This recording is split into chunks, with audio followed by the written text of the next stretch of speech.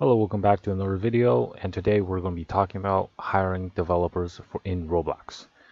So first, why might you want to hire a developer in Roblox? The three main reasons are do work that you cannot do yourself, save time on repetitive work that you could have done, but you choose not to because it's not worth your time once you have enough Robux and stuff like that. Also, get experience working in a group. Sometimes some people just want to work in the group, so that's why they hire other people in percentages. Okay, so step one on how to find a developer. So first, you've got to go on social media websites. In specific, I use Discord a lot. You can also use the dev forum. It also works, but I found most effective on using Discord servers. And in specific, which servers are like the best? The hidden dev and the row dev server. For standard like devs. There are like a lot of devs there. But you can also go on Gomeland, which has the cheapest devs I've ever seen on any Discord server. So if you want cheap devs, go on Gomeland. Just search up one of Gome. Just search up like Gome Roblox tutorial, and then in his link in his description, he has a server. You can join from there. And then the hidden dev and the world dev server, they're all over the place. You can just find them, and then you go to the hiring section, and then everything's fine. So the second step, once you get a hold of one of the developers, you want to, very importantly, this is probably the most important step, is you want them to show you some of the works they've done, like any work they've done. You want to make sure 100% that they can actually do the work you intend them to do. It doesn't matter if they're a scripter, a modeler, or a builder, or any other people that you're trying to hire. You must ask them like questions. It's like, in this scene, for example, what did you build personally? What did you build? Did you build all of it, or did you build only some parts of it? And you want to make sure that they can actually do the work. And they're not just like, I can do the work with no proof. They must prove that they can actually do the work. And once this step is good, okay, you're 100% sure they can do the work, we'll go on to the next step, which is speed. How fast can you do the work? Can you do it in one day? Can you do it in 1 hour? Can you do it in a week? Like, what's their time? Like, what's their standard time if they were just to take the commission? Ask them, how long is this commission going to take? They're like, oh, it's going to take 2 days. Okay, that's 2 days. Is it acceptable to you? If it is, then it's fine. Since you already know they can actually do the work. If you want it faster, we can move on to the next step, which is negotiation of prices. So you want to ask, if they're paying percentages. You don't want to ask for percentages, kind of. Like, usually people just offer percentages to lower the amount of Robux they have to pay. Or they just straight up offer percentages. But for percentages, you got to be careful, because a lot of these servers, they banned just giving percentages, because most times your game doesn't actually get made. So percentages is actually just worth nothing, and you're subconsciously scamming people. So usually they have limitations with percentages. And also, if you hire someone with percentages, they're most likely not going to complete the work.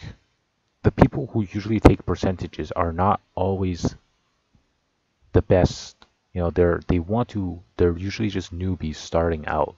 They want to start out working with a group and get experience and have portfolio, and usually they don't have any portfolio right now. So these people are pretty low quality, and so usually you don't want to be doing percentage unless you are a bigger studio, which I do have experience with. I took a percentage of a bigger studio, and I got like 30,000, 40,000 Robux from it, just from that one single studio, giving me passive income. Because they know what they're doing. They're spending like 70,000 on ads. So even taking a small percentage is very profitable.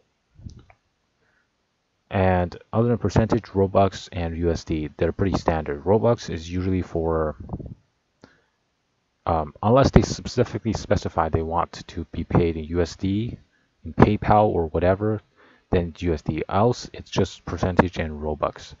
And then you want to make sure that for Robux is taxed or no tax. Tax is that you have to pay the Roblox 30%, because Roblox, every time you commission someone, you buy someone's Game Pass, you have to give Roblox 30% of it. So if they said no tax, you'll have to pay for the 30%. So if you gave them 1,000 Robux from your pocket, they only receive 700.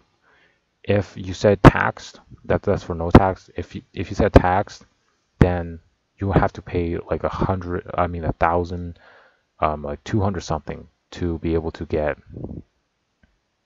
give them 1,000.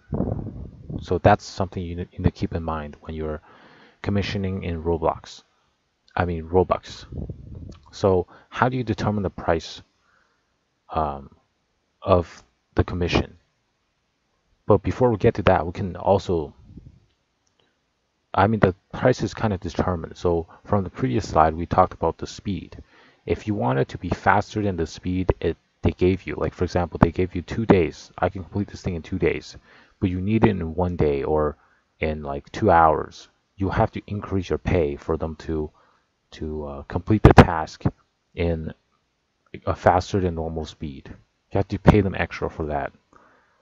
Also, so first thing, so you gotta actually determine the price first before we determine the speed and stuff. The price, you wanna see what server they came from in Discord or whatever route. You wanna see is it a cheap server or is it an expensive server? What do I mean by that? You wanna see the market price. You wanna see how what other people are commissioning. If you see a lot of commissions, like if you go to Gomeland, there's like several hundred Robux or just 50 Robux, or some people even working for free. That's a very cheap server, so you can give like market price in that cheap server. If you're on a more expensive server like the road devs or the hidden devs is pretty standard actually. But they'll be more expensive. They're probably going to charge you a few thousand Robux for things. Cheaper ones is going to be a few hundred Robux. And Gomeland probably charges for the same, but like 10 times cheaper or something. So you want to make sure that the server, is it cheap or expensive? After you figure out that, you know the base price of how much you're probably going to give, and then how important is this thing to you? For example, if it's a model, you need a decoration model. Well, it's not that important. You can have it or you don't have to have it. Then you can make it cheaper. And you want to kind of see the difficulty of this model or this commission. Is it very difficult or is it like not that difficult? So you want to kind of balance out between difficulty and how much you need it. If you don't really need it, then it's not really worth that much to you. But if it's like hard to make, then it's going to cost more for them to make. It's not really that good. You want something that is something that you need. Like the cheaper ones is something that you don't really need, and it's very easy for them to make. Then it's like super cheap. But yeah, it kind of depends on how hard is it to make this thing. If it's hard, they're going to ask for a higher price. Okay, if it's important, you're willing to give more money, you have more budget. For example, if you made a map, right? The whole map costs 10,000 Robux.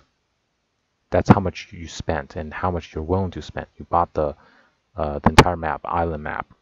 Now you need some decoration ships. You just need one ship for decoration. The whole map is 10K. That's of importance. How important is this ship compared to the map? And the ratio between that is the price you want to charge for the ship. In this case, I think that the ship is only worth about 500 Robux. And that's about good amount. You can even lower it if it's like cheaper server or a little bit higher, like almost to 1,000. That's the max you can go, or else it's over budget. Like you, yeah. And then how fast you can do it. How fast can they get it done? If it's faster than normal, you pay them extra. If you're slower, then you can subtract money from them. You're like, this is it's too slow. You said you can do it in 2 days, but it took 4 days. I'm gonna have to cut some money out. You could do that, but usually you don't. Just if it's faster, you pay them extra. If it's normal pace, it's normal. And then you want to actually ask them how much they want it first, actually, so you assess how much it will cost, right? And then you will ask them, okay, how much do you want for this commission? You give them a reference that they have to make that's for modeling, or a video for scripters, like I want this system or whatever. And then you ask them, how much are you going to be charging for this commission? Usually there's two outcomes. Either one is they give a number, like I want 500 Robux, I want 1,000 Robux. Or the other one is I don't know. If they say I don't know, that means they're new to the game. They're pretty new, and either they overestimate themselves or they underestimate. Okay, it's like these two. A lot of times I've seen is they overestimate. But you could do a fair price. You can be like, okay, according to how much I assessed, you assess a number that you're willing to pay for it. That's your budget. You want to go below it a little bit of the budget, and then you're like, okay, well, I want to pay for this much. For example, if your budget was 500, you're going to be like, I'm willing to pay 300 for it. And then they will see, they might kind of bargain a little bit. They'll be like, okay, how about 400? And then you say deal, and then done as well. If it's over your budget, don't hire them. And then you try to hire someone else. Yeah. And then if they gave a specific price, for example, they said 600 Robux, for example, and your budget was 500. You said, can it be lower? Like, you have some reasons, like this is not as important to me, here and here, and some points. Can it be 450, or can it be just 500? And then they might disagree, and then it's fine. And then that's how you negotiate the pricing. Step 5, you want to monitor them. So you want to make sure that they're doing the work, because a lot of times they don't do work. I've actually been to two sides. I've been someone who actually commissioned other people, and like a lot of people, and I've been commissioned by a lot of people. So I know that if you commission me to do something, I'm not going to start doing it until I feel like doing it. So if you're at a tight schedule or something, you want to see progress. But you want to see progress, but not too frequently, because they will get very annoyed, as me as well. I get annoyed because I have other things to do, and you just force me to continue working. It's not, I don't like this, and they might ditch the commission. Also, for step 4, pricing, some of them will ask for upfront payment.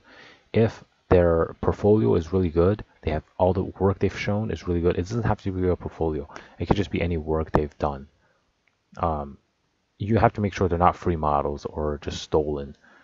It's actually original work. And then they'll ask for upfront payment. You just pay them upfront, because if they can do the work, they're not going to scam you. Usually scammers are like people that can't actually do the work. They just pretend they can. So monitoring.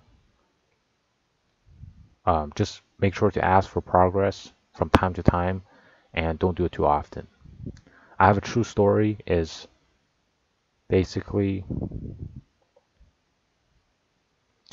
I can explain this in the next slide. So that's the last step basically, and then there's some last tips I want you to know, to watch out for, is that the ability of the dev is super crucial. It's the most crucial. They have to prove that they can do the work. I have some real stories where when I was starting out, I hired some people like to help me on my own game project, and they will say, okay, I hired some scripters, and they will script this and that teleporting system or whatever system, and then I hired them. After a week, they just disappear because they can't do the work, and they took my Robux. Okay, they took my money, and then they disappeared. Or they, if you pay them percentage, they're not gonna get the work done as well. They're just gonna work a little bit, like for one day, and then they're not gonna work on it ever again because they're not motivated to do so. And then another story, recent one, is I hired someone. I was trying to do some like third parties. I was trying to outsource my commissions. So I have like commissions for one of the commissions cost 10K to make to get. I mean, one commission was like 10K, and I saw the models that I needed to make. It wasn't that hard, so I outsourced it to someone else for 2K. But they were I didn't ask for progress, and they were just super slow. I ended up having to do work. Like I ended up having to do some of the models that I sent them to make. Um, or there's another one is I've hired another few people to make a character model or like armor model or whatever. They can't make it. Okay, one person was like, I definitely can make it. Okay, 100%. I'll be back home in 5 hours, and I'll start making it once I get home. And he was so confident. I was like, okay, he had some work, but it wasn't. He didn't have the ability. So he got home, he started modeling. It's like I can't model it. Well, I had a deadline. Okay, I had a deadline of one day. He took away 6 hours. So like I don't. And I hired someone else. He took away like another 6 hours or something. Like he can't do it. It's very crucial that they have the ability to do it. I ended up spending a whole night just doing it myself. So make sure they can do the work. And thank you.